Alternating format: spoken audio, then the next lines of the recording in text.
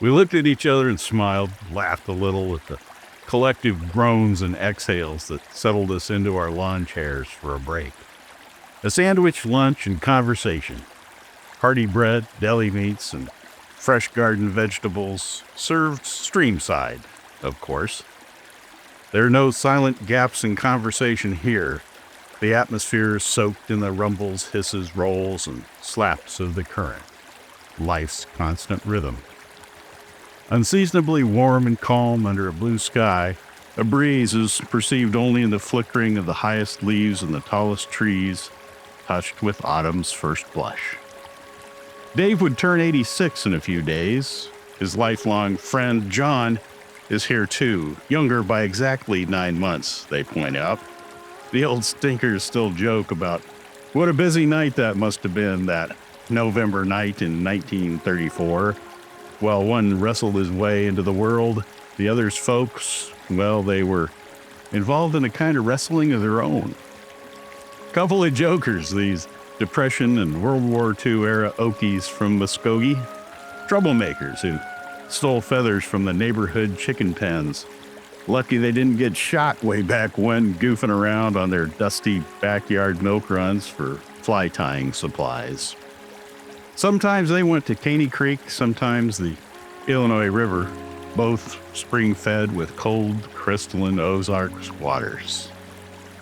Their home waters snake through forests, little prairie marshes, and farm fields, rocky runs to deep pools in the shade of high bluffs, overhanging oaks, and tall sycamores. That was before the dam, you know. Much of it is under the 10-killer reservoir now. So many sleek, hungry Neosho smallmouth bass and sunfish. People today wouldn't believe how a little stream could support so much life. It's different now, but still precious. The stream's beauty is indelible and complex. Nearly 3/4 of a century earlier, they hooked their first Caney Creek smallmouths using secondhand bamboo rods to toss feathered hooks. Okies didn't do this, you know. You gotta understand.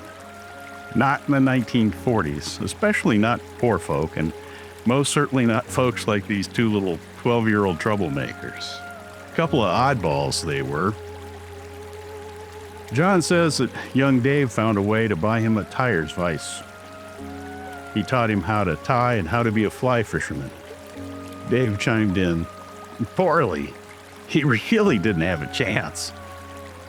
Well, said John, I never forgot it. Dave went on to inspire little troublemakers everywhere, all over the world. Pick up the spindly rod, that heavy line, the feathered hooks, be a fly fisher, be a conservationist. Learn about and live for the waters. Cast a graceful line into the wilds and take that connection into your soul. This is not just a game, and it's not just for rich folks. And a tip to remember, don't ever let loose of your fly line.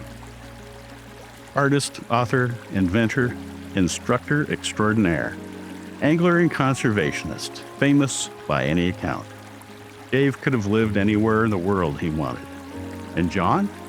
He turned to the land and soil and plants and nurseries. He built an empire shipping growing things nationwide. And he too could have lived anywhere in the world.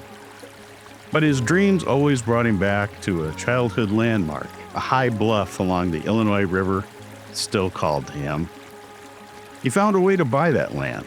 He created a nature preserve around it, and he bought a ranch too, the same place where he and Dave caught those first smallmouths. Caney Creek Ranch, it's called. He reconnected with his old friend again almost by chance, and the timing was right for both to return to the range of their home waters. With their families, their homes, their careers, they lived adult lives those two 12-year-olds could scarcely have imagined. 3/4 of a century after they hooked those first Caney Creek smallies on the fly, they shared lunch, streamside, at Dave's place, right here on the ranch. The question had to be asked. Where now, do you think, are the great 12-year-old troublemakers for our future? Are your legacies what will give rise to the fishing innovators and conservation leaders of tomorrow?